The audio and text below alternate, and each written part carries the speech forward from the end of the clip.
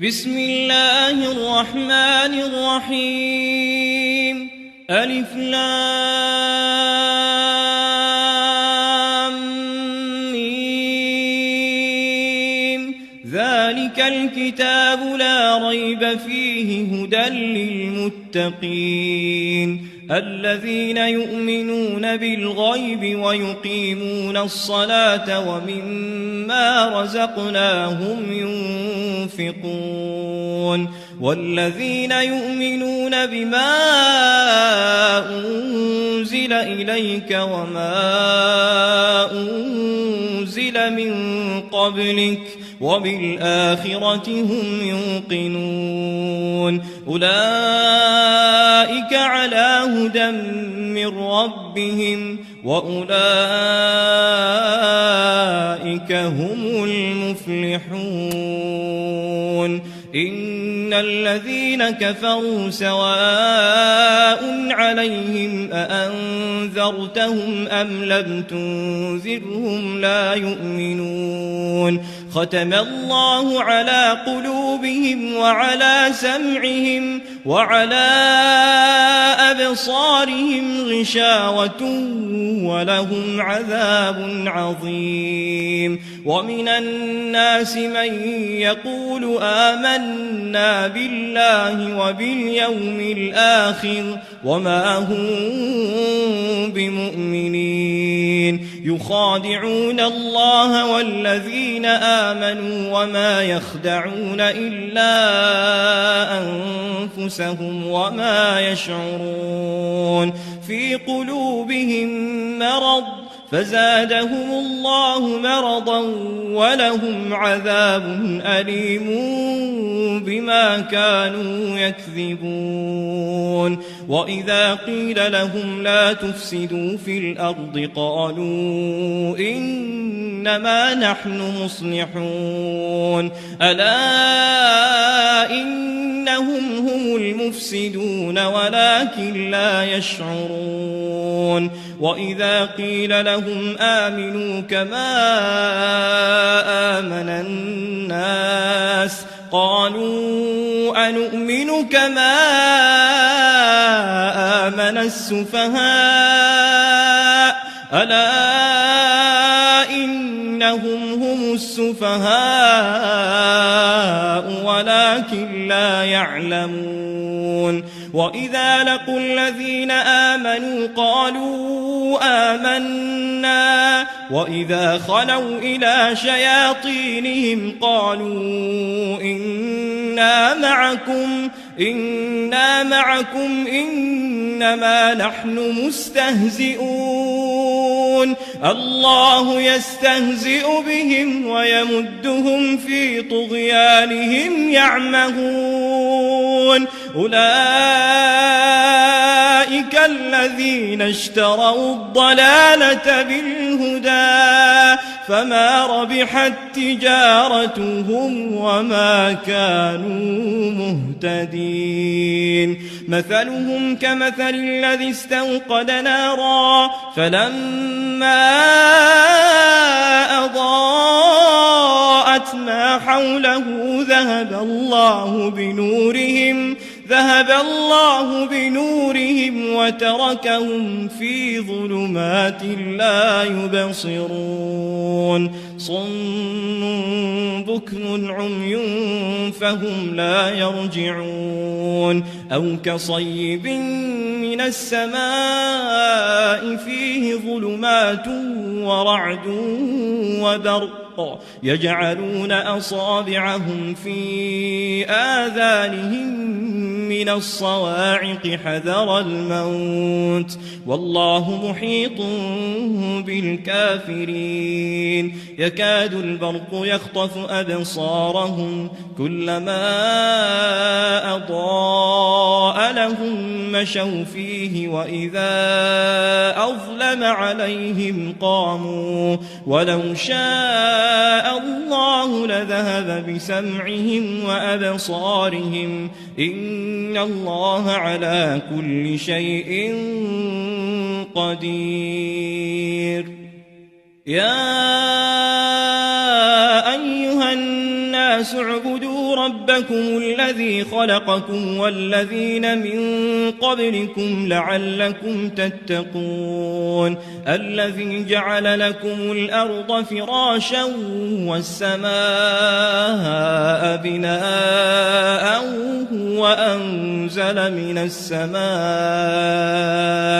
وأنزل من السماء ماء فأخرج به من الثمرات رزقا لكم فلا تجعلوا لله أندادا وأنتم تعلمون وإن كنتم في ريب مما نزلنا على عبدنا فأتوا بسورة من مثله وادعوا شهداءكم من دون الله إن كنتم صادقين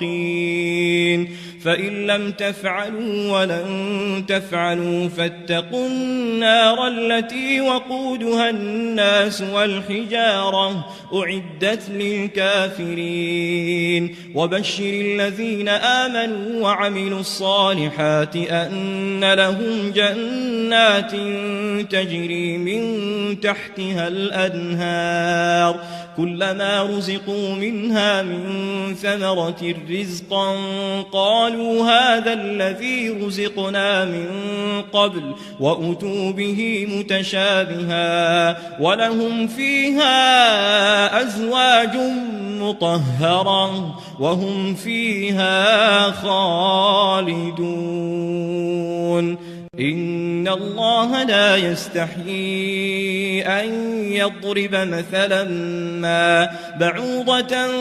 فما فوقها فأما الذين آمنوا فيعلمون أنه الحق من ربهم وأما الذين كفروا فيقولون ماذا أراد الله بهذا مثلا يضل به كثيرا ويهدي به كثيرا وما يضل به إلا الفاسقين الذين ينقضون عهد الله من بعد ميثاقه ويقطعون ما أمر الله به أن يوصل ويفسدون في الأرض أولئك هم الخاسرون كيف تكفرون بالله وكنتم أمواتا فأحياكم ثم يميتكم ثم يحييكم ثم إليه ترجعون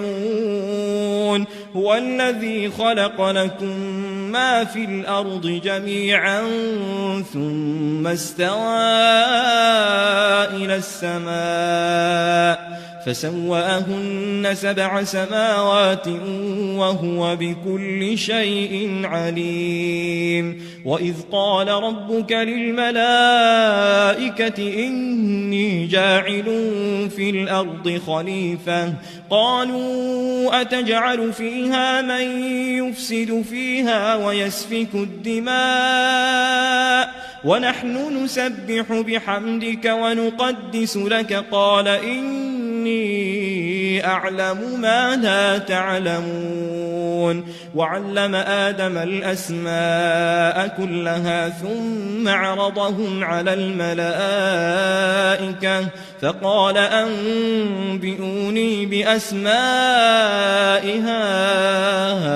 هؤلاء إن كنتم صادقين قالوا سبحانك لا علم لنا إلا ما علمتنا إنك أنت العليم الحكيم قال يا آدم أنبئهم بأسمائهم فلما أنبأهم بأسمائهم قال ألم أقل لكم إني أعلم غيب السماوات والأرض وأعلم ما تبدون وما كنتم تكتمون وإذ قلنا للملائكة اسجدوا لآدم فسجدوا إلا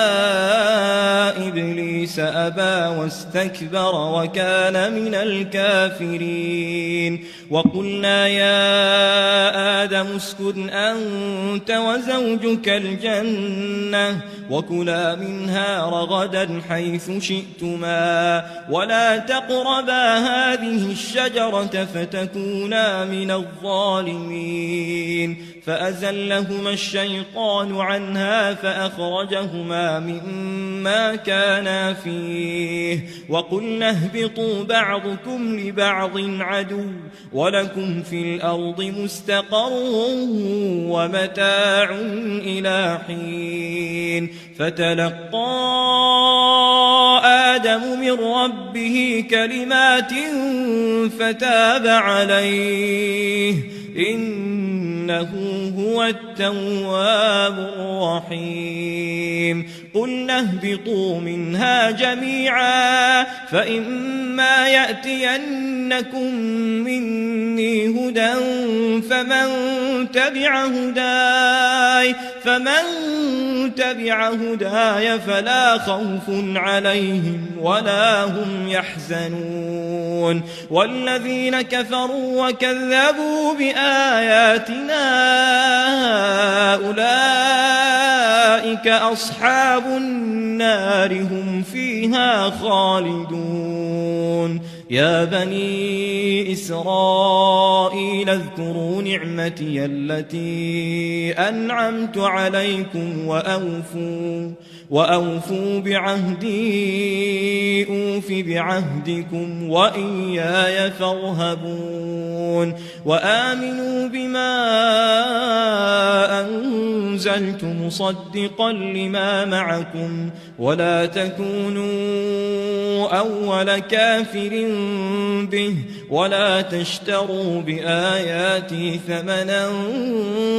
قليلا وإياي فاتقون ولا تلبسوا الحق بالباطل وتكتموا الحق وأنتم تعلمون وأقيموا الصلاة وآتوا الزكاة واركعوا مع الراكعين أتأمرون الناس بالبر وتنسون أنفسكم وأنتم تتلون الكتاب أفلا تعقلون واستعينوا بالصبر والصلاة وإنها لكبيرة إلا على الخاشعين الذين يظنون أنهم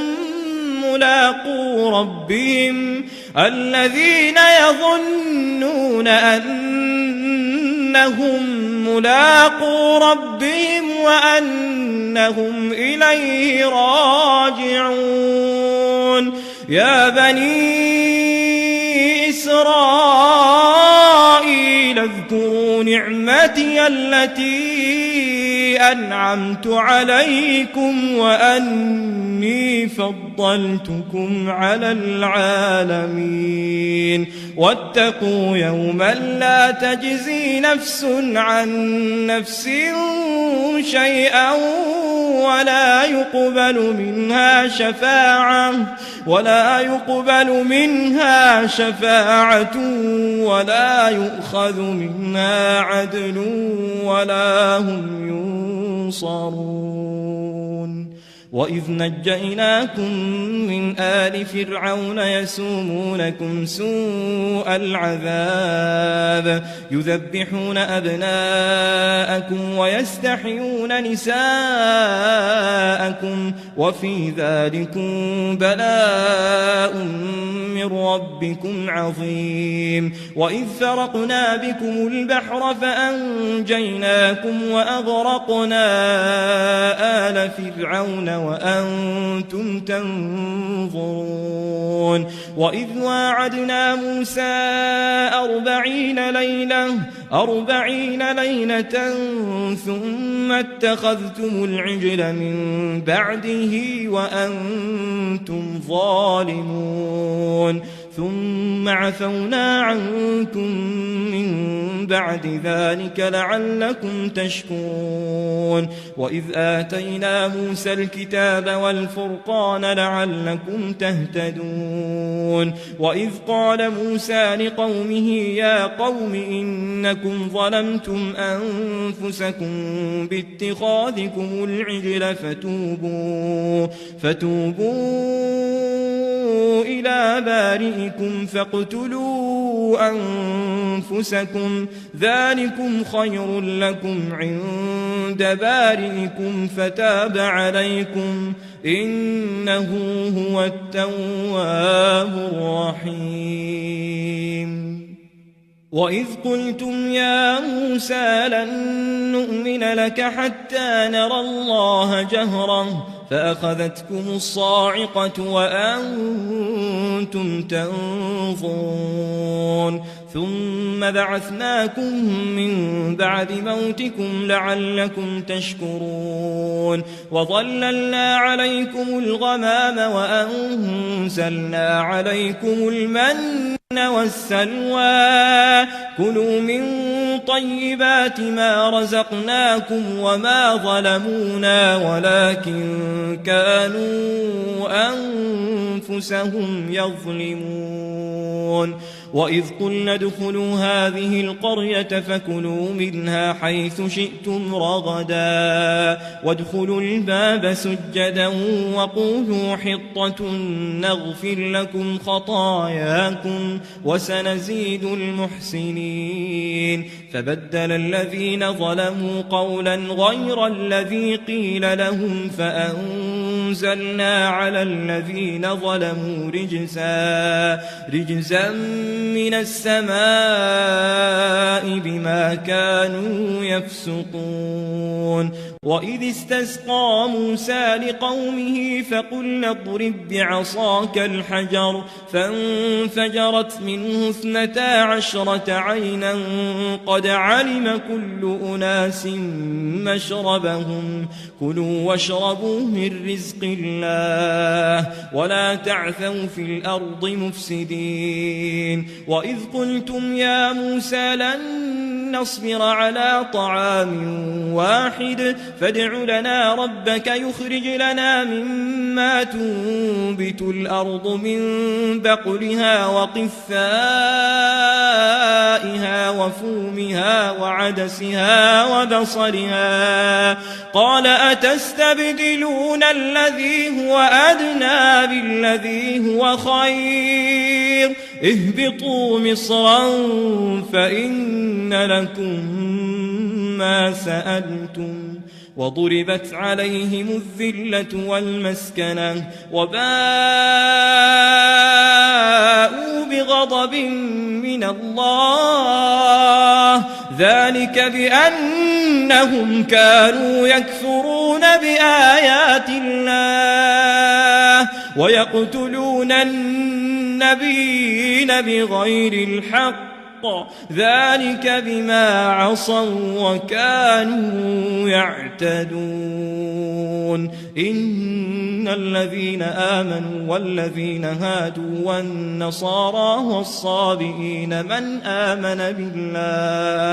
من آمن بالله واليوم الآخر وعمل صالحا فلهم أجرهم عند ربهم ولا خوف عليهم ولا هم يحزنون وإذ أخذنا ميثاقكم ورفعنا فوقكم الطور خذوا ما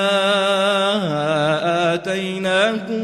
بقوة واذكروا ما فيه لعلكم تتقون ثم توليتم من بعد ذلك فلولا فضل الله عليكم ورحمته لكنتم من الخاسرين ولقد علمتم الذين اعتدوا منكم في السبت فقلنا لهم كونوا قردة خاسئين فجعلناها نكالا لما بين يديها وما خلفها وموعظة للمتقين. وإذ قال موسى لقومه إن الله يأمركم أن تذبحوا بقرة قالوا أتتخذنا هزوا قال أعوذ بالله أن أكون من الجاهلين قالوا ادع لنا ربك يبين لنا ما هي قال إنه يقول إنها بقرة لا فارض ولا بكر عوان بين ذلك فافعلوا ما تؤمرون قالوا ادع لنا ربك يبين لنا ما لونها قال إنه يقول إنها بقرة صفراء فاقع لونها تسر الناظرين قالوا ادع لنا ربك يبين لنا ما هي إن البقرة شابه علينا وإنا إن شاء الله لمهتدون قال إنه يقول إنها بقرة لا ذلول تثير الأرض ولا تسقي الحرث مسلمة لا شية فيها قالوا الآن جئت بالحق فذبحوها وما كادوا يفعلون وإذ قتلتم نفسا فادارأتم فيها والله مخرج ما كنتم تكتمون فقلنا اضربوه ببعضها كذلك يحيي الله الموتى ويريكم آياته لعلكم تعقلون ثم قست قلوبكم من بعد ذلك فهي كالحجارة أو أشد قسوة وإن من الحجارة لما يتفجر منه الأنهار وإن منها لما يشقق فيخرج منه الماء وإن منها لما يهبط من خشية الله وما الله بغافل عما تعملون أفتطمعون أن يؤمنوا لكم وقد كان فريق منهم يسمعون كلام الله ثم يحرفونه من بعد ما عقلوه وهم يعلمون وإذا لقوا الذين آمنوا قالوا آمنا وإذا خلا بعضهم إلى بعض قالوا أتحدثونهم بما فتح الله عليكم ليحاجوكم به عند ربكم أفلا تعقلون أولا يعلمون أن الله يعلم ما يسرون وما يعلنون ومنهم أميون لا يعلمون الكتاب إلا أماني وإن هم إلا يظنون فويل للذين يكتبون الكتاب بأيديهم ثم يقولون هذا من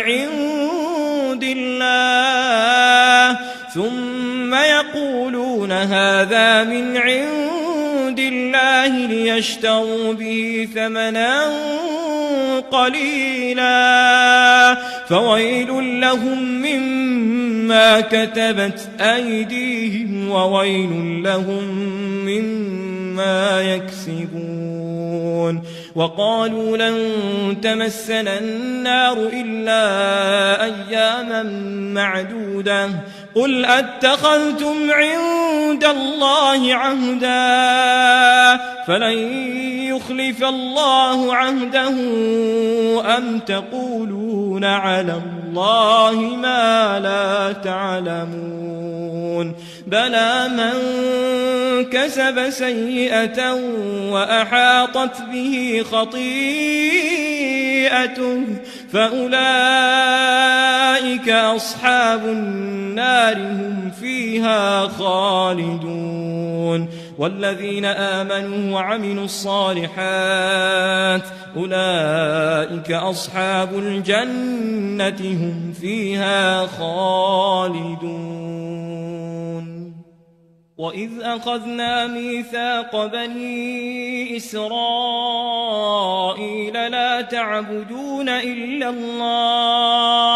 لا تعبدون إلا الله وبالوالدين إحسانا وذي القربى واليتامى والمساكين وقولوا للناس حسنا وأقيموا الصلاة وآتوا الزكاة ثم توليتم إلا قليلا منكم وأنتم معرضون وإذ أخذنا ميثاقكم لا تسفكون دماءكم ولا تخرجون أنفسكم من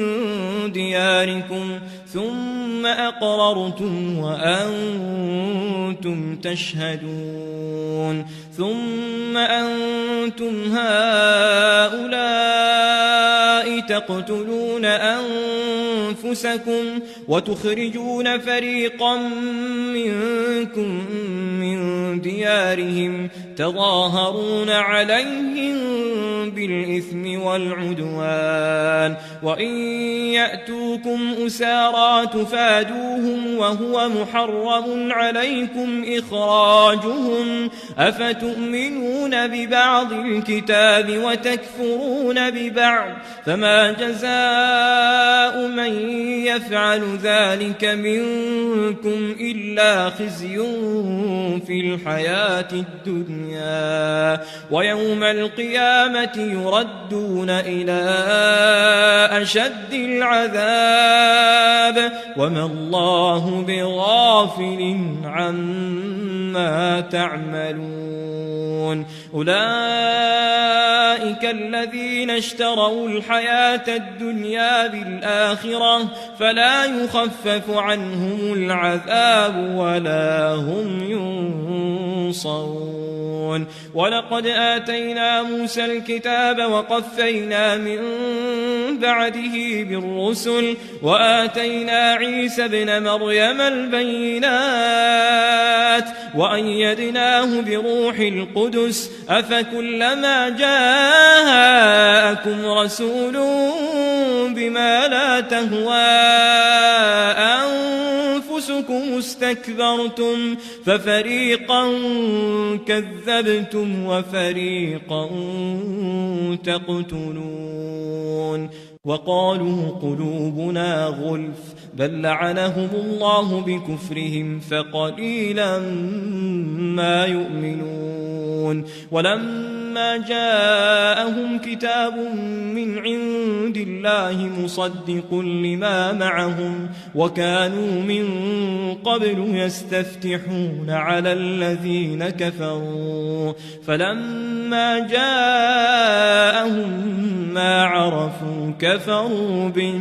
فلعنة الله على الكافرين بئس ما اشتروا به أنفسهم أن يكفروا بما أنزل الله بغيا أن ينزل الله من فضله على من يشاء من عباده فباءوا بغضب على غضب وللكافرين عذاب مهين وإذا قيل لهم آمنوا بما أنزل الله قالوا نؤمن بما أنزل علينا ويكفرون بما وراءه وهو الحق مصدقا لما معهم قل فلم تقتلون أنبياء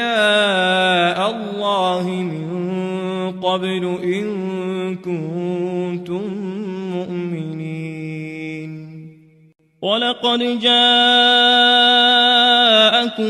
موسى بالبينات ثم اتخذتم العجل من بعده وأنتم ظالمون وإذ أخذنا ميثاقكم ورفعنا فوقكم الطور خذوا ما آتيناكم بقوة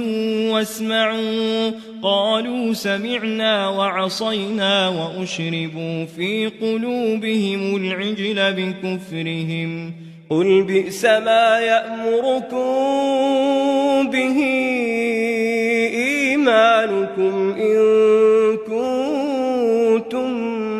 مؤمنين قل إن كانت لكم الدار الآخرة عند الله خالصة من دون الناس فتمنوا الموت إن كنتم صادقين ولن يتمنوه أبدا بما قدمت أيديهم والله عليم بالظالمين ولتجدنهم أحرص الناس على حياة ومن الذين أشركوا يود أحدهم لو يعمر 1000 سنة وما هو بمزحزحه من العذاب أن يعمر والله بصير بما يعملون قل من كان عدوا لجبريل فإنه نزله على قلبك بإذن الله مصدقا لما بين يديه وهدى وبشرى للمؤمنين من كان عدوا لله وملائكته ورسله وجبريل وميكال فإن الله عدو للكافرين ولقد أنزلنا إليك آيات بينات وما يكفر بها إلا الفاسقون أو كلما عاهدوا عهدا نبذه فريق منهم بل أكثرهم لا يؤمنون ولما جاءهم رسول من عند الله مصدق لما معهم نبذ فريق من الذين أوتوا الكتاب كتاب الله وراء ظهورهم كأنهم لا يعلمون واتبعوا ما تتلو الشياطين على ملك سليمان وما كفر سليمان ولكن الشياطين كفروا يعلمون الناس السحر وما أنزل على الملكين ببابل هاروت وماروت وما يعلمان من أحد حتى يقولا إنما نحن فتنة فلا تكفر فيتعلمون منهما ما يفرقون به بين المرء وزوجه وما هم بضارين به من أحد إلا بإذن الله ويتعلمون ما يضرهم ولا ينفعهم ولقد علموا لمن اشتراه ما له في الآخرة من خلاق ولبئس ما شروا به أنفسهم لو كانوا يعلمون ولو أنهم آمنوا واتقوا لمثوبة من عند الله خير لو كانوا يعلمون. يا أيها الذين آمنوا لا تقولوا راعنا وقولوا انظرنا واسمعوا وللكافرين عذاب أليم. ما يود الذين كفروا من أهل الكتاب ولا المشركين أن ينزل عليكم من خير من ربكم والله يختص برحمته من يشاء والله ذو الفضل العظيم. ما ننسخ من آية أو ننسها نأت بخير منها أو مثلها. ألم تعلم أن الله على كل شيء قدير. ألم تعلم أن الله له ملك السماوات والأرض وما لكم من دون الله من ولي ولا نصير. أم تريدون أن تسألوا رسولكم كما سئل موسى من قبل ومن يتبدل الكفر بالإيمان فقد ضل سواء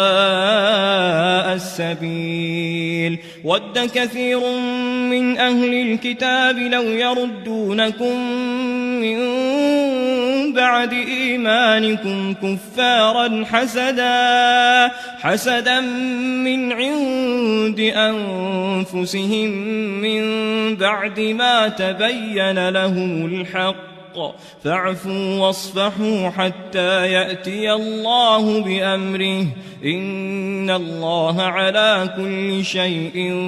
قدير. وأقيموا الصلاة وآتوا الزكاة وما تقدموا لأنفسكم من خير تجدوه عند الله إن الله بما تعملون بصير. وقالوا لن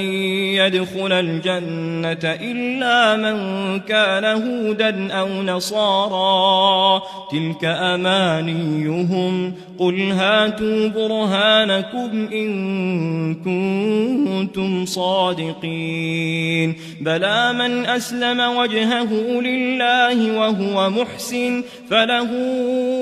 أجره عند ربه ولا خوف عليهم ولا هم يحزنون. وقالت اليهود ليست النصارى على شيء وقالت النصارى ليست اليهود على شيء وهم يتلون الكتاب كذلك قال الذين لا يعلمون مثل قولهم فالله يحكم بينهم يوم القيامة فيما كانوا فيه يختلفون.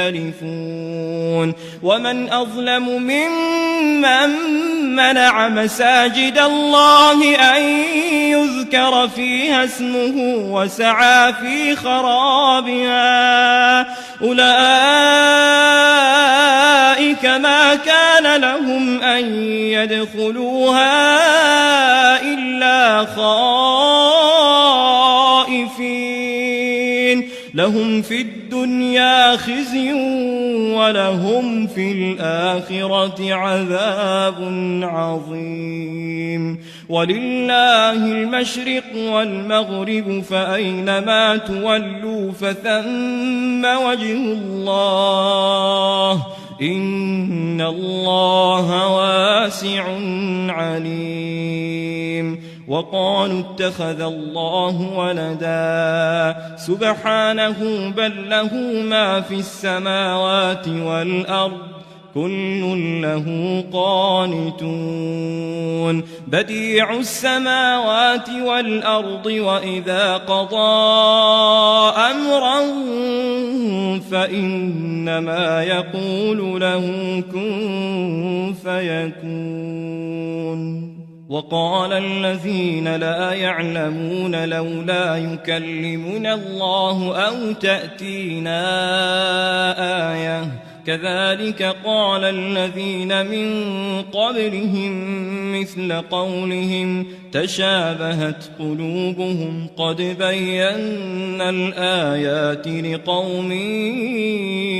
يوقنون إنا أرسلناك بالحق بشيرا ونذيرا ولا تسأل عن أصحاب الجحيم ولن ترضى عنك اليهود ولا النصارى حتى تتبع ملتهم قل إن هدى الله هو الهدى ولئن اتبعت أهواءهم بعد الذي جاءك من العلم ما لك من الله من ولي ولا نصير الذين آتيناهم الكتاب يتلونه حق تلاوته أولئك يؤمنون به ومن يكفر به فأولئك هم الخاسرون يا بني إسرائيل اذكروا نعمتي التي أنعمت عليكم وأني فضلتكم على العالمين واتقوا يوما لا تجزي نفس عن نفس شيئا ولا يقبل منها عدل ولا تنفعها شفاعة ولا هم ينصرون وإذ ابتلى إبراهيم ربه بكلمات فأتمهن قال إني جاعلك للناس إماما قال ومن ذريتي قال لا ينال عهد الظالمين وإذ جعلنا البيت مثابة للناس وأمنا واتخذوا من مقام إبراهيم مصلى وعهدنا إلى إبراهيم وإسماعيل أن طهرا بيتي للطائفين والعاكفين والركع السجود وإذ قال إبراهيم رب اجعل هذا بلدا آمنا وارزق أهله من الثمرات من آمن منهم بالله واليوم الآخر قال ومن كفر فأمتعه قليلا ثم أضطره إلى عذاب النار وبئس المصير وإذ يرفع إبراهيم القواعد من البيت وإسماعيل ربنا تقبل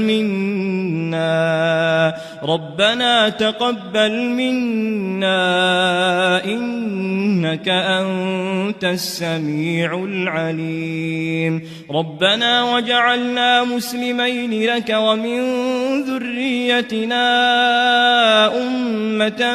مسلمة لك وأرنا مناسكنا وتب علينا إنك أنت التواب الرحيم ربنا وابعث فيهم رسولا منهم يتلو عليهم آياتك ويعلمهم الكتاب والحكمة ويزكيهم إنك أنت العزيز الحكيم ومن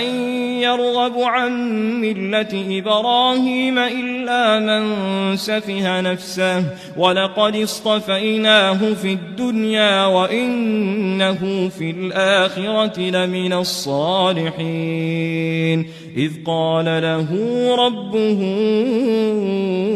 أسلم قال أسلمت لرب العالمين ووصى بها إبراهيم بنيه ويعقوب يا بني إن الله اصطفى لكم الدين فلا تموتن إلا وأنتم مسلمون أم كنتم شهداء إذ حضر يعقوب الموت إذ قال لبنيه ما تعبدون من بعدي قالوا نعبد إلهك وإله آبائك إبراهيم وإسماعيل وإسحاق إلها واحدا ونحن له مسلمون تلك أمة قد خلت لها ما كسبت ولكم ما كسبتم ولا تسألون عما كانوا يعملون وقالوا كونوا هودا أو نصارى تهتدوا قل بل ملة إبراهيم حنيفا وما كان من المشركين قولوا آمنا بالله وما أنزل إلينا وما أنزل إلى إبراهيم وإسماعيل وإسحاق ويعقوب والأسباط وما أوتي موسى وعيسى وما أوتي النبيون من ربهم لا نفرق بين أحد منهم ونحن له مسلمون فإن آمنوا بمثل ما آمنتم به فقد اهتدوا وإن تولوا فإنما هم في شقاق فسيكفيكهم الله وهو السميع العليم صبغة الله ومن أحسن من الله صبغة ونحن له عابدون قل أتحاجوننا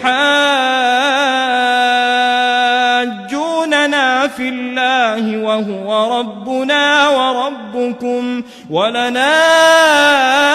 أعمالنا ولكم أعمالكم ونحن له مخلصون أم تقولون إن إبراهيم وإسماعيل وإسحاق ويعقوب والأسباط كانوا هودا أو نصارى قل أأنتم أعلم أم الله ومن أظلم ممن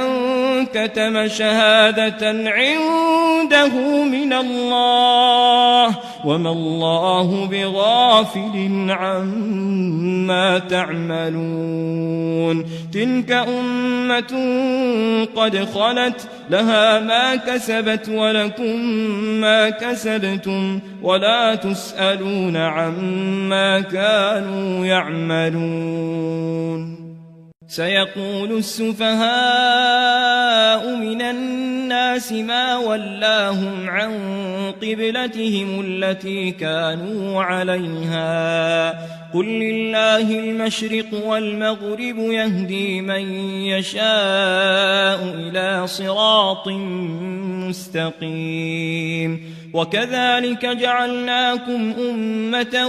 وسطا لتكونوا شهداء على الناس ويكون الرسول عليكم شهيدا وما جعلنا القبلة التي كنت عليها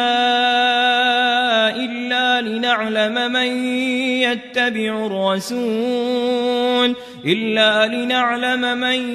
يتبع الرسول ممن ينقلب على عقبيه وإن كانت لكبيرة إلا على الذين هدى الله وما كان الله ليضيع إيمانكم إن الله بالناس لرءوف رحيم قد نرى تقلب وجهك في السماء فلنولينك قبلة ترضاها فول وجهك شطر المسجد الحرام وحيث ما كنتم فولوا وجوهكم شطره وإن الذين أوتوا الكتاب ليعلمون أنه الحق من ربهم وما الله بغافل عما يعملون ولئن أتيت الذين أوتوا الكتاب بكل آية ما تبعوا قبلتك وما أنت بتابع قبلتهم وما بعضهم بتابع قبلة بعض ولئن اتبعت أهواءهم من بعد ما جاءك من العلم إنك إذا لمن الظالمين الذين آتيناهم الكتاب يعرفونه كما يعرفون أبناءهم وإن فريقا منهم ليكتمون الحق وهم يعلمون الحق من ربك فلا تكونن من الممترين ولكل وجهة هو موليها فاستبقوا الخيرات أينما تكونوا يأت بكم الله جميعا إن الله على كل شيء قدير ومن حيث خرجت فول وجهك شطر المسجد الحرام وإنه للحق من ربك وما الله بغافل عما تعملون ومن حيث خرجت فول وجهك شطر المسجد الحرام وحيث ما كنتم فولوا وجوهكم شطره لئلا يكون للناس عليكم حجة إلا الذين ظلموا منهم فلا تخشوهم واخشوني ولأتم نعمتي عليكم ولعلكم تهتدون كما أرسلنا فيكم رسولا منكم يتلو عليكم آياتنا ويزكيكم ويعلمكم الكتاب والحكمة ويعلمكم ما لم تكونوا تعلمون فاذكروني أذكركم واشكروا لي ولا تكفرون يا أيها الذين آمنوا استعينوا بالصبر والصلاة إن الله مع الصابرين ولا تقولوا لمن يقتل في سبيل الله أموات بل أحياء ولكن لا تشعرون ولنبلونكم بشيء من الخوف والجوع ونقص من الأموال والأنفس والثمرات وبشر الصابرين الذين إذا أصابتهم مصيبة قالوا إنا لله وإنا إليه راجعون أولئك عليهم صلوات من ربهم ورحمة وأولئك هم المهتدون إن الصفا والمروة من شعائر الله فمن حج البيت أو اعتمر فلا جناح عليه أن يطوف بهما ومن تطوع خيرا فإن الله شاكر عليم إن الذين يكتمون ما أنزلنا من البينات والهدى من بعد ما بيناه للناس في الكتاب أولئك يلعنهم الله ويلعنهم اللاعنون إلا الذين تابوا وأصلحوا وبينوا فأولئك أتوب عليهم وأنا التواب الرحيم إن الذين كفروا وماتوا وهم كفار أولئك عليهم لعنة الله والملائكة والناس أجمعين خالدين فيها لا يخفف عنهم العذاب ولا هم ينظرون وإلهكم إله واحد لا إله إلا هو الرحمن الرحيم إن في خلق السماوات والأرض واختلاف الليل والنهار والفلك التي تجري في البحر بما ينفع الناس وما أنزل الله من السماء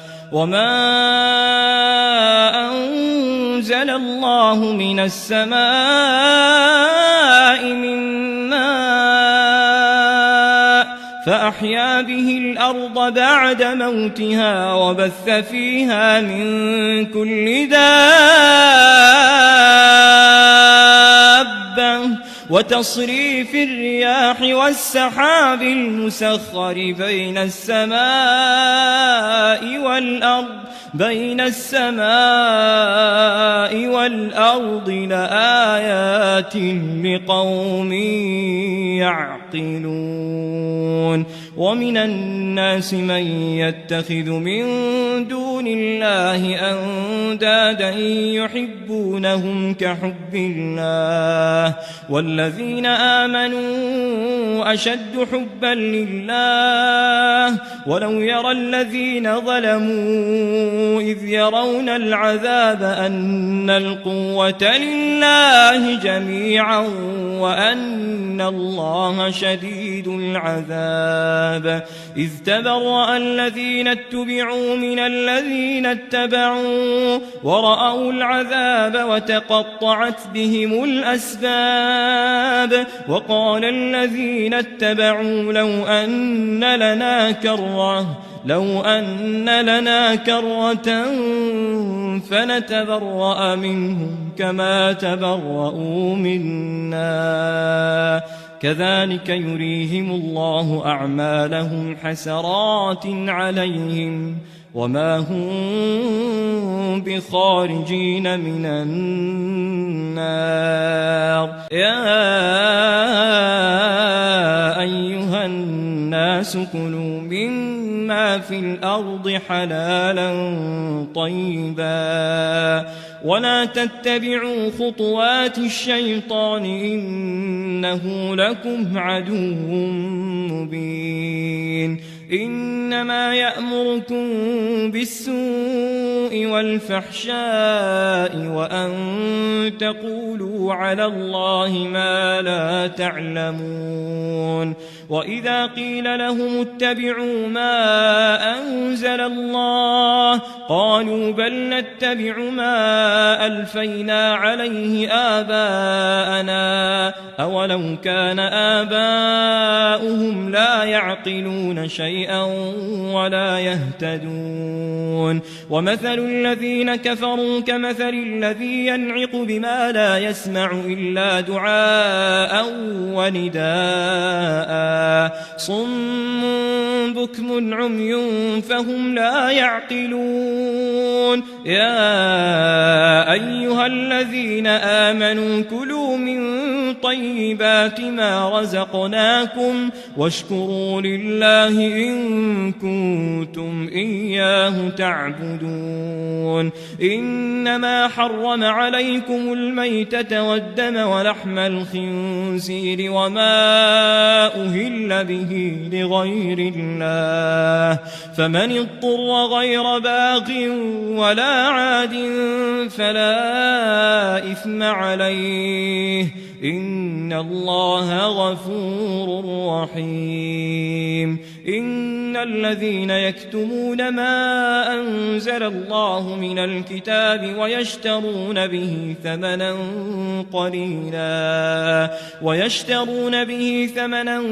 قليلا أولئك ما يأكلون في بطونهم إلا النار، ولا يكلمهم الله يوم القيامة ولا يزكيهم ولهم عذاب أليم. أولئك الذين اشتروا الضلالة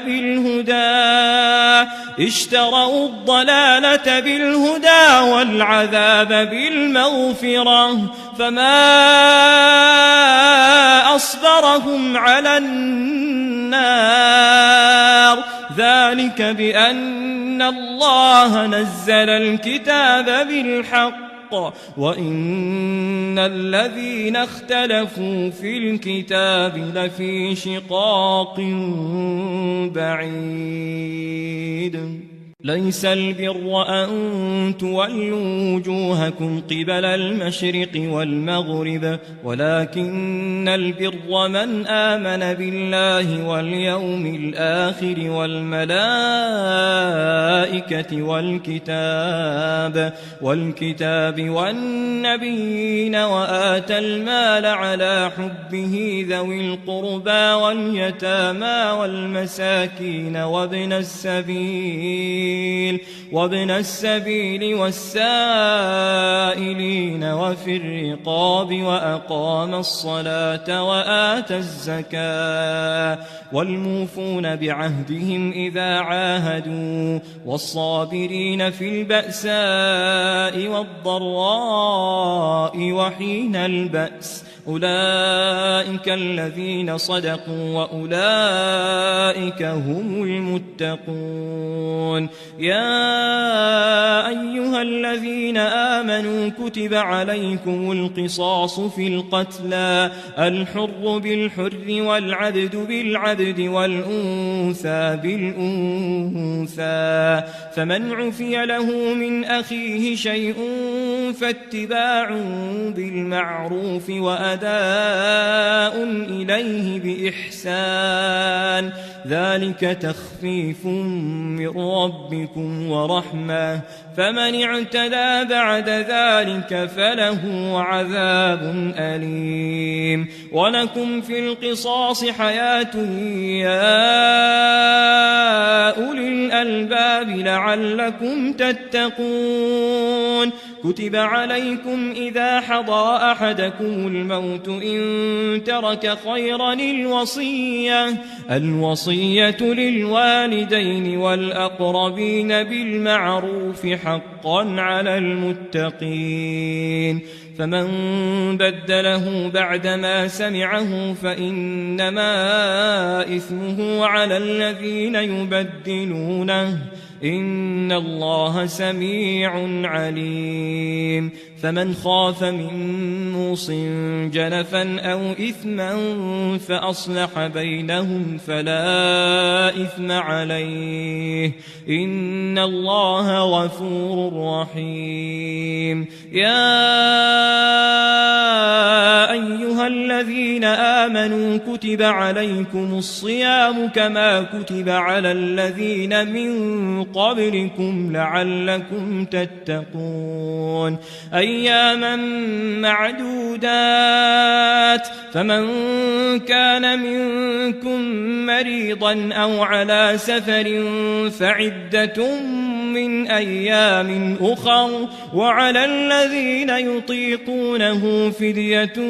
طعام مسكين فمن تطوع خيرا فهو خير له وأن تصوموا خير لكم إن كنتم تعلمون شهر رمضان الذي أنزل فيه القرآن هدى للناس وبينات من الهدى والفرقان فمن شهد منكم الشهر فليصمه ومن كان مريضا أو على سفر فعدة من أيام أخر يريد الله بكم اليسر ولا يريد بكم العسر ولتكملوا العدة ولتكبروا الله على ما هداكم ولعلكم تشكرون وإذا سألك عبادي عني فإني قريب أجيب دعوة الداع إذا دعان فليستجيبوا لي وليؤمنوا بي لعلهم يرشدون أحل لكم ليلة الصيام الرفث إلى نسائكم هن لباس لكم وأنتم لباس لهن علم الله أنكم كنتم تختانون أنفسكم فتاب عليكم وعفى عنكم فالآن باشروهن وابتغوا ما كتب الله لكم وكلوا واشربوا حتى يتبين لكم الخيط الأبيض من الخيط الأسود من الفجر ثم أتموا الصيام إلى الليل ولا تباشروهن وأنتم عاكفون في المساجد تلك حدود الله فلا تقربوها كذلك يبين الله آياته للناس لعلهم يتقون ولا تأكلوا أموالكم بينكم بالباطل وتدلوا بها إلى الحكام لتأكلوا فريقا من أموال الناس بالإثم وأنتم تعلمون يسألونك عن الأهلة قل هي مواقيت للناس والحج وليس البر بأن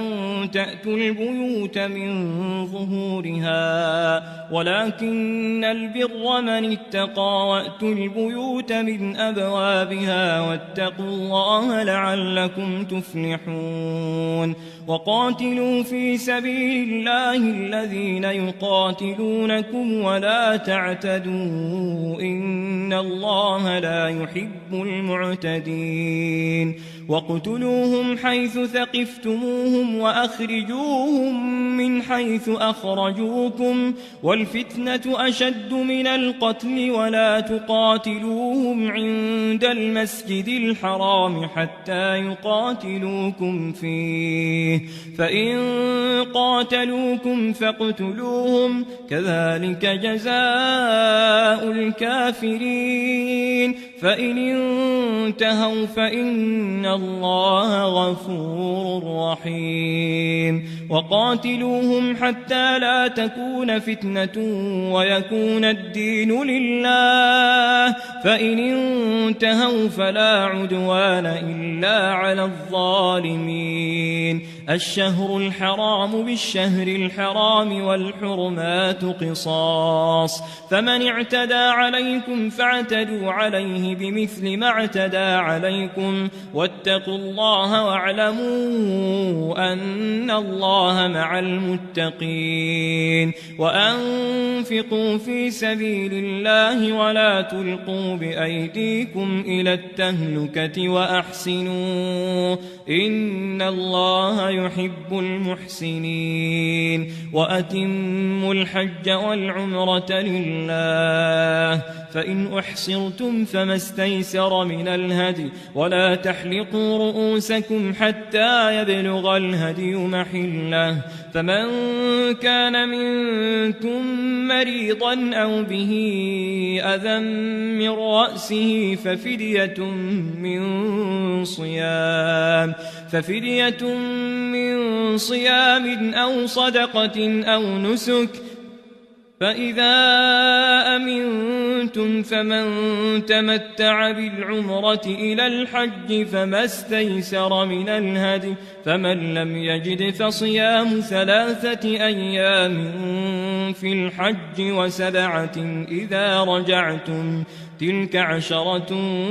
كاملة ذلك لمن لم يكن أهله حاضر المسجد الحرام واتقوا الله واعلموا أن الله شديد العقاب الحج أشهر معلومات فمن فرض فيهن الحج فلا رفث ولا فسوق ولا جدال في الحج وما تفعلوا من خير يعلمه الله وتزودوا فإن خير الزاد التقوى واتقون يا أولي الألباب ليس عليكم جناح أن تبتغوا فضلا من ربكم فإذا أفضتم من عرفات فاذكروا الله عند المشعر الحرام واذكروه كما هداكم وإن كنتم من قبله لمن الضالين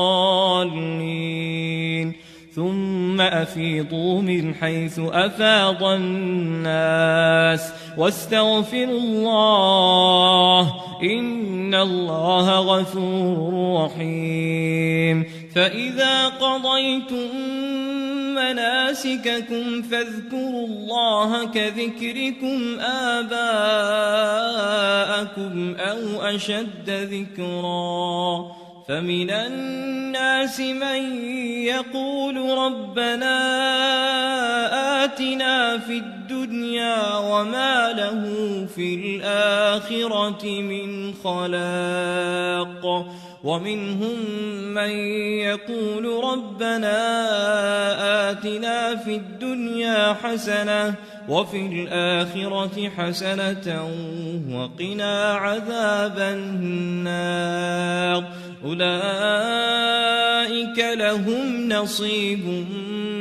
مما كسبوا والله سريع الحساب واذكروا الله في أيام معدودات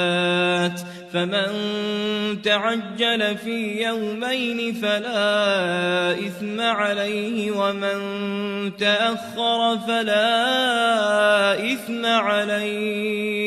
فلا إثم عليه لمن اتقى واتقوا الله واعلموا أنكم إليه تحشرون ومن الناس من يعجبك قوله في الحياة الدنيا ويشهد الله على ما في قلبه وهو ألد الخصام وإذا تولى سعى في الأرض ليفسد فيها ويهلك الحرث والنسل والله لا يحب الفساد وإذا قيل له اتق الله أخذته العزة بالإثم فحسبه جهنم ولبئس المهاد ومن الناس من يشري نفسه ابتغاء مرضات الله والله رؤوف بالعباد يا أيها أيها الذين آمنوا ادخلوا في السلم كافة ولا تتبعوا خطوات الشيطان إنه لكم عدو مبين فإن زللتم من بعد ما جاءتكم البينات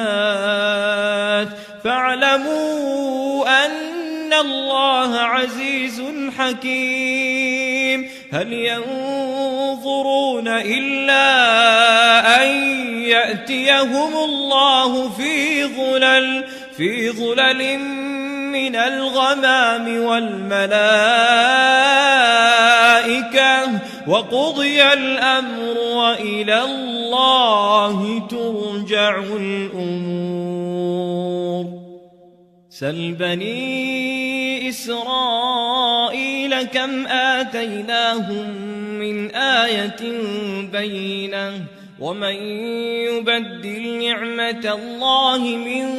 بعد ما جاءته فإن الله شديد العقاب زين للذين كفروا الحياة الدنيا ويسخرون من الذين آمنوا والذين اتقوا فوقهم يوم القيامة والله يرزق من يشاء بغير حساب كان الناس أمة واحدة فبعث الله النبيين مبشرين ومنذرين وأنزل معهم الكتاب بالحق ليحكم بين الناس فيما اختلفوا فيه وما اختلف فيه إلا الذين أوتوه من بعد ما جاءتهم البينات بغيا بينهم فهدى الله الذين آمنوا لما اختلفوا فيه من الحق بإذنه والله يهدي من يشاء إلى صراط مستقيم أم حسبتم أن تدخلوا الجنة ولما يأتكم مثل الذين خلوا من قبلكم مستهم البأساء والضراء وزلزلوا حتى يقول الرسول والذين آمنوا معه متى نصر الله ألا إن نصر الله قريب يسألونك ماذا ينفقون قل ما أنفقتم من خير فللوالدين والأقربين واليتامى والمساكين وابن السبيل وما تفعلوا من خير فإن الله به عليم كتب عليكم القتال وهو كره لكم وعسى أن تكرهوا شيئا وهو خير لكم وعسى أن تحبوا شيئا وهو شر لكم والله يعلم وأنتم لا تعلمون يسألونك عن الشهر الحرام قتال فيه قل قتال فيه كبير وصد عن سبيل الله وكفر به والمسجد الحرام وإخراج أهله منه أكبر عند الله والفتنة أكبر من القتل ولا يزالون يقاتلونكم حتى يردوكم عن دينكم إن استطاعوا ومن يرتد منكم عن دينه فيمت وهو كافر فأولئك حبطت أعمالهم في الدنيا والآخرة الآخرة وأولئك أصحاب النار هم فيها خالدون إن الذين آمنوا والذين هاجروا وجاهدوا في سبيل الله أولئك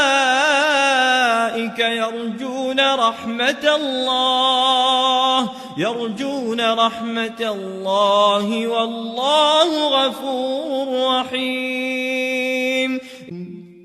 يسألونك عن الخمر والميسر قل فيهما إثم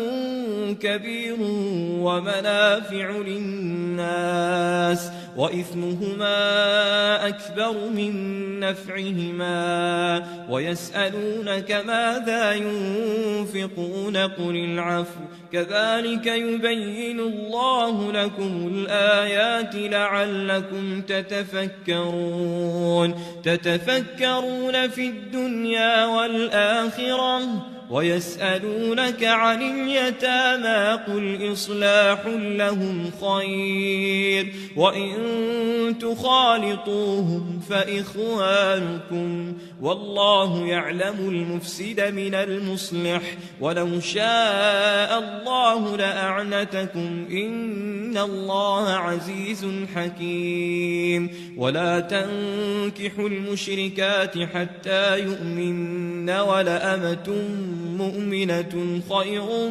من مشركة ولو أعجبتكم ولا تنكحوا المشركين حتى يؤمنوا ولعبد مؤمن خير من مشرك ولو أعجبكم أولئك يدعون إلى النار والله يدعو إلى الجنة والمغفرة بإذنه ويبين آياته للناس لعلهم يتذكرون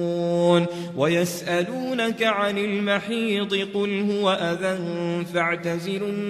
النساء في المحيض ولا تقربوهن حتى يطهرن فإذا تطهرن فأتوهن من حيث أمركم الله إن الله يحب التوابين ويحب المتطهرين نساؤكم حرث لكم فأتوا حرثكم أنى شئتم وقدموا لأنفسكم واتقوا الله واعلموا أنكم ملاقوه وبشر المؤمنين ولا تجعلوا الله عرضة لأيمانكم أن تبروا وتتقوا وتصلحوا بين الناس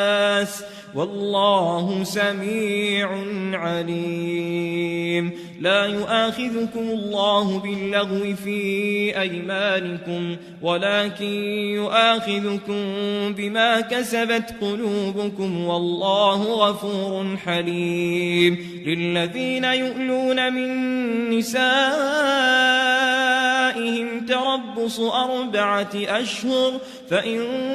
فاءوا فإن الله غفور رحيم وإن عزموا الطلاق فإن الله سميع عليم والمطلقات يتربصن بأنفسهن 3 قروء ولا يحل لهن أن يكتمن ما خلق الله في أرحامهن إن كن يؤمن بالله واليوم الآخر وبعولتهن أحق بردهن في ذلك إن أرادوا إصلاحا ولهن مثل الذي عليهن بالمعروف وللرجال عليهن درجة والله عزيز حكيم حليم. الطلاق مرتان فإمساك بمعروف أو تسريح بإحسان. ولا يحل لكم أن تأخذوا مما آتيتموهن شيئا إلا أن يخافا ألا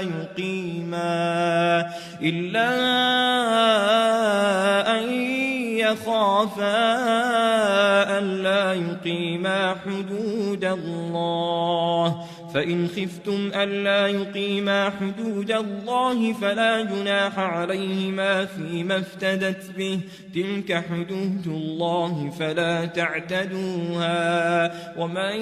يتعد حدود الله فأولئك هم الظالمون. فإن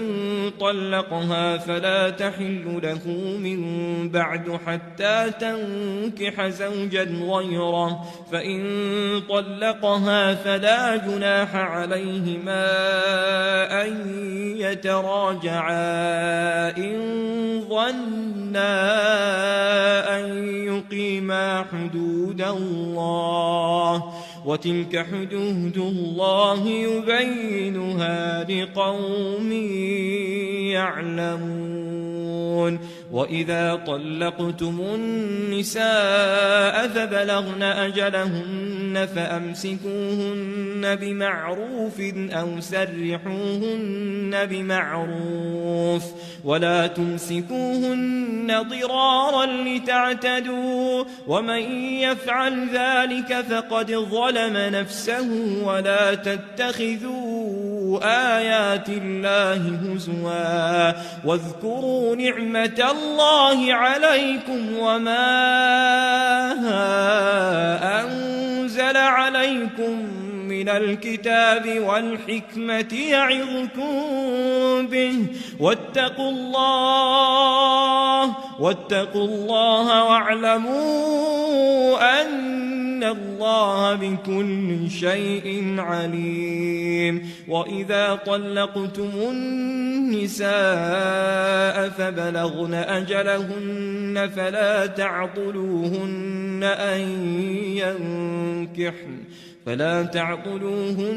أن ينكحن أزواجهن إذا تراضوا بينهم بالمعروف، ذلك يوعظ به من كان منكم يؤمن بالله واليوم الآخر، ذلكم أزكى لكم وأطهر والله يعلم وأنتم لا تعلمون. والوالدات يرضعن أولادهن حولين كاملين لمن أراد أن يتم الرضاعة، وعلى المولود له رزقهن وكسوتهن بالمعروف، لا تكلف نفس إلا وسعها، لا تضار والدة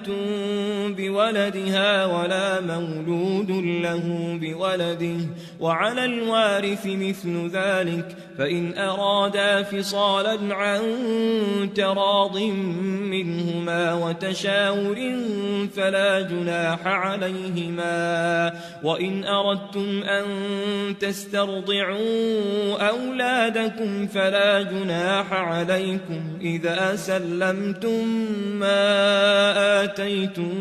بالمعروف، واتقوا الله واعلموا أن الله بما تعملون بصير. والذين يتوفون منكم ويذرون أزواجا يتربصن بأنفسهن 4 أشهر وعشرا، فإذا بلغن أجلهن فلا جناح عليكم فيما فعلن في أنفسهن بالمعروف، والله بما تعملون خبير. ولا جناح عليكم فيما عرضتم به من خطبة النساء أو أكننتم في أنفسكم علم الله أنكم ستذكرونهن ولكن لا تواعدوهن سرا إلا أن تقولوا قولا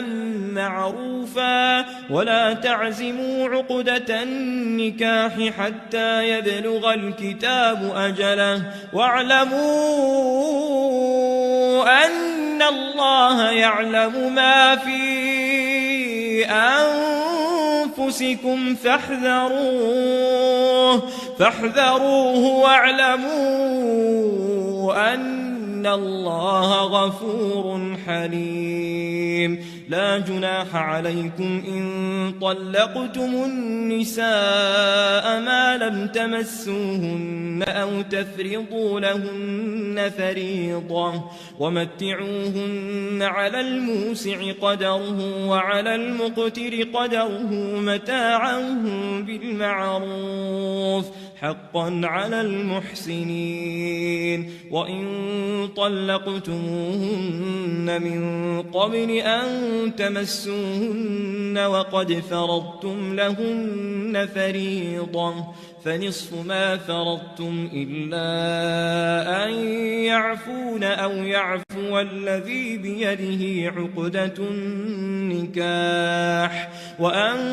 تعفوا أقرب للتقوى ولا تنسوا الفضل بينكم إن الله بما تعملون بصير حافظوا على الصلوات والصلاة الوسطى وقوموا لله قانتين فإن خفتم فرجالا أو ركبانا فإذا أمنتم فاذكروا الله كما علمكم ما لم تكونوا تعلمون والذين يتوفون منكم ويذرون أزواجا وصية لأزواجهم متاعا إلى الحول غير إخراج فإن خرجن فلا جناح عليكم فيما فعلن في أنفسهن من معروف والله عزيز حكيم وللمطلقات متاع بالمعروف حقا على المتقين كذلك يبين الله لكم آياته لعلكم تعقلون ألم تر إلى الذين خرجوا من ديارهم وهم ألوف حذر الموت فقال لهم الله موتوا ثم أحياهم إن الله لذو فضل على الناس ولكن أكثر الناس لا يشكرون وقاتلوا في سبيل الله واعلموا أن الله سميع عليم من ذا الذي يقرض الله قرضا حسنا فيضاعفه له أضعافا كثيرة والله يقبض ويبسط وإليه ترجعون ألم تر إلى الملأ من بني إسرائيل من بعد موسى إذ قالوا لنبي له بعث لنا ملكا نقاتل في سبيل الله قال هل عسيتم إن كتب عليكم القتال ألا تقاتلوا قالوا وما لنا ألا نقاتل في سبيل الله وقد أخرجنا من ديارنا وأبنائنا فلما كتب عليهم القتال تولوا إلا قليلا منهم والله عليم بالظالمين. وقال لهم نبيهم إن الله قد بعث لكم طالوت ملكا قالوا أنى يكون له الملك علينا ونحن أحق بالملك منه ولم يؤت سعة من المال قال إن الله اصطفاه عليكم وزاده بسطة في العلم والجسم والله يؤتي ملكه من يشاء والله واسع عليم. وقال لهم نبيهم إن آية ملكه أن يأتيكم التابوت فيه سكينة من ربكم وبقية مما ترك آل موسى وآل هارون تحمله الملائكة إن في ذلك لآية لكم إن كنتم مؤمنين. فلما فصل طالوت بالجنود قال إن الله مبتليكم بنهر فمن شرب منه فليس مني ومن لم يطعمه فإنه مني إلا من اغترف غرفة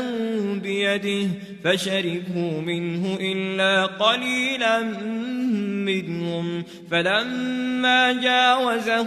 هو والذين آمنوا معه قالوا لا طاقة لنا اليوم بجالوت وجنوده قال الذين يظنون أنهم ملاقو الله كم من فئة قليلة غلبت فئة كثيرة بإذن الله والله مع الصابرين. ولما برزوا لجالوت وجنوده قالوا ربنا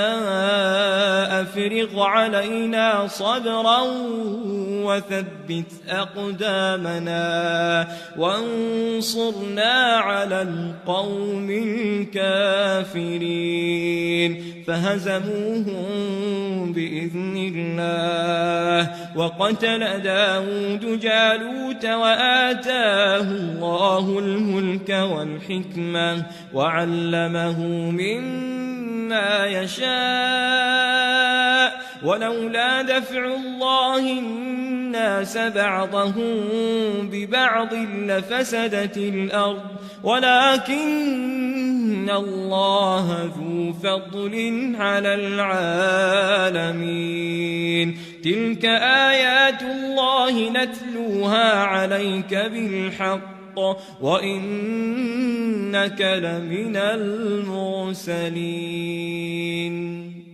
تلك الرسل فضلنا بعضهم على بعض منهم من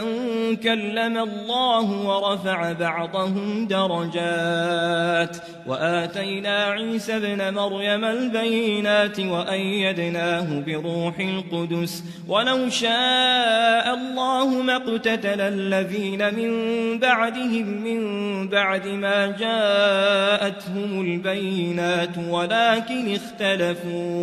اختلفوا فمنهم من آمن ومنهم من كفر ولو شاء الله ما اقتتلوا ولكن الله يفعل ما يريد. يا أيها الذين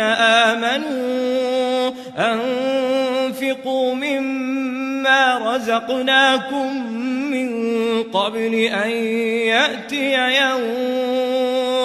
يوم لا بيع فيه ولا خلة ولا شفاعة والكافرون هم الظالمون. الله لا إله إلا هو الحي القيوم لا تأخذه سنة ولا نوم له ما في السماوات وما في الأرض من ذا الذي يشفع عنده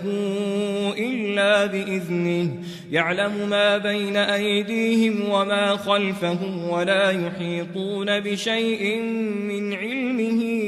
إلا بما شاء وسع كرسيه السماوات والأرض ولا يؤوده حفظهما وهو العلي العظيم لا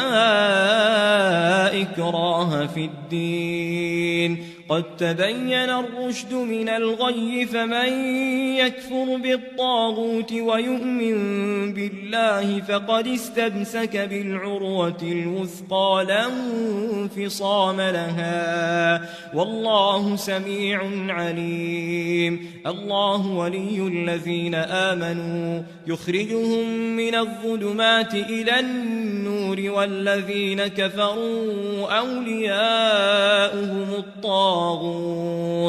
يخرجونهم من النور إلى الظلمات أولئك أصحاب النار هم فيها خالدون ألم تر إلى الذي حاج إبراهيم في ربه أن آتاه الله الملك إذ قال إبراهيم ربي الذي يحيي ويميت قال أنا أحيي وأميت قال إبراهيم فإن الله يأتي بالشمس من المشرق فأت بها من المغرب فبهت الذي كفر والله لا يهدي القوم الظالمين أو كالذي مر على قرية وهي خاوية على عروشها قال أنى يحيي هذه الله بعد موتها فأماته الله 100 عام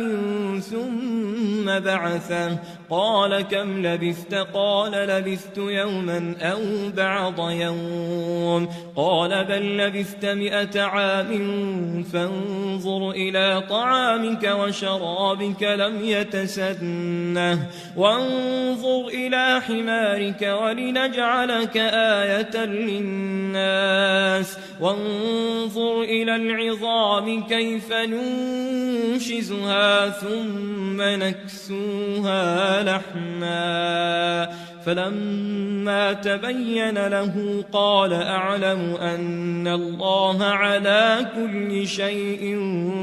قدير وإذ قال إبراهيم رب أرني كيف تحيي الموتى قال أولم تؤمن قال بلى ولكن ليطمئن قلبي قال فخذ 4 من الطير فصرهن إليك ثم اجعل على كل جبل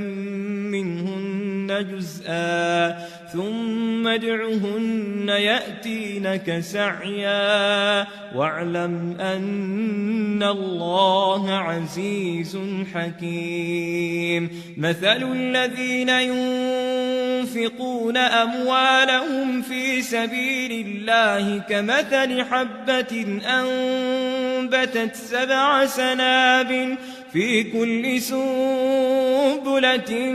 100 حبة والله يضاعف لمن يشاء والله واسع عليم الذين ينفقون أموالهم في سبيل الله ثم لا يتبعون ما أنفقوا منا ولا أذى لهم أجرهم عند ربهم ولا خوف عليهم ولا هم يحزنون قول معروف ومغفرة خير من صدقة يتبعها أذى والله غني حليم. يا أيها الذين آمنوا لا تبطلوا صدقاتكم بالمن والأذى كالذي ينفق ماله رئاء الناس ولا يؤمن بالله واليوم الآخر فمثله كمثل صفوان عليه تراب فأصابه وابل فتركه صلدا لا يقدرون على شيء مما كسبوا والله لا يهدي القوم الكافرين. ومثل الذين ينفقون أموالهم ابتغاء مرضات الله وتثبيتا من أنفسهم كمثل جنة بربوة أصابها وابل فآتت أكلها ضعفين فإن لم يصبها وابل فطل والله بما تعملون بصير. أيود أحدكم أن تكون له جنة من نخيل وأعناب تجري من تحتها الأنهار له فيها من كل الثمرات وأصابه الكبر وله ذرية ضعفاء فأصابها إعصار فيه نار فاحترقت كذلك يبين الله لكم الآيات لعلكم تتفكرون. يا أيها الذين آمنوا أنفقوا من طيبات ما كسبتم ومما أخرجنا لكم من الأرض ولا تيمموا الخبيث منه تنفقون ولستم بآخذيه إلا أن تغمضوا فيه واعلموا أن الله غني حميد. الشيطان يعدكم الفقر ويأمركم بالفحشاء والله يعدكم مغفرة منه وفضلا والله واسع عليم. يؤتي الحكمة من يشاء ومن يؤت الحكمة فقد أوتي خيرا كثيرا وما يذكر إلا أولو الألباب. وما أنفقتم من نفقة أو نذرتم من نذر فإن الله يعلمه وما للظالمين من أنصار. إن تبدوا الصدقات فنعما هي وإن تخفوها وتؤتوها الفقراء فهو خير لكم ويكفر عنكم من سيئاتكم والله بما تعملون خبير. ليس عليك هداهم ولكن الله يهدي من يشاء وما تنفقوا من خير فلأنفسكم وما تنفقون إلا ابتغاء وجه الله وما تنفقوا من خير يوفى إليكم وأنتم لا تظلمون. للفقراء الذين أحصروا في سبيل الله لا يستطيعون ضربا في الأرض يحسبهم الجاهل أغنياء من التعفف تعرفهم بسيماهم لا يسألون الناس إلحافا وما تنفقوا من خير فإن الله به عليم الذين ينفقون أموالهم بالليل والنهار سرا وعلانية فلهم أجرهم عند ربهم ولا خوف عليهم ولا هم يحزنون الذين يأكلون الربا لا يقومون إلا كما يقوم الذي يتخبطه الشيطان من المس ذلك بأنهم قالوا إنما البيع مثل الربا وأحل الله البيع وحرم الربا فمن جاءه موعظة من ربه فانتهى فله ما سلف وأمره إلى الله ومن عاد فأولئك أصحاب النار هم فيها خالدون يمحق الله الربا ويربي الصدقات والله لا يحب كل كفار أثيم إن الذين آمنوا وعملوا الصالحات وأقاموا الصلاة وآتوا الزكاة لهم أجرهم عند ربهم ولا خوف عليهم ولا هم يحزنون يا أيها الذين آمنوا اتقوا الله وذروا ما بقي من الربا إن كنتم مؤمنين فإن لم تفعلوا فأذنوا بحرب من الله ورسوله وإن تبتم فلكم رؤوس أموالكم لا تظلمون ولا تظلمون وإن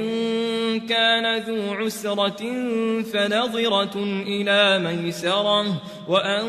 تصدقوا خير لكم إن كنتم تعلمون واتقوا يوما ترجعون فيه إلى الله ثم توفى كل نفس ما كسبت وهم لا يظلمون يا أيها الذين آمنوا إذا تداينتم بدين إلى أجل مسمى فاكتبوه وليكتب بينكم كاتب بالعدل ولا يأب كاتب أن يكتب كما علمه الله فليكتب وليملل الذي عليه الحق وليتق الله ربه ولا يبخس منه شيئا فإن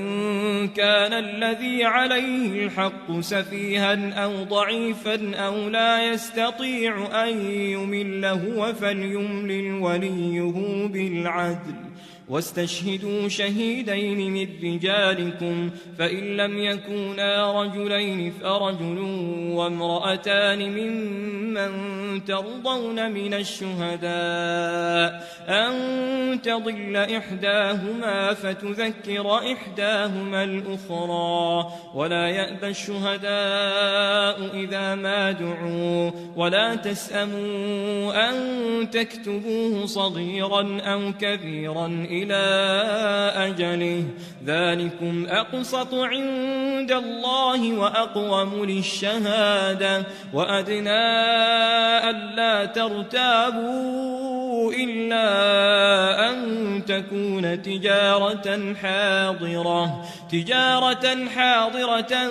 تديرونها بينكم فليس عليكم جناح ألا تكتبوها وأشهدوا إذا تبايعتم ولا يضار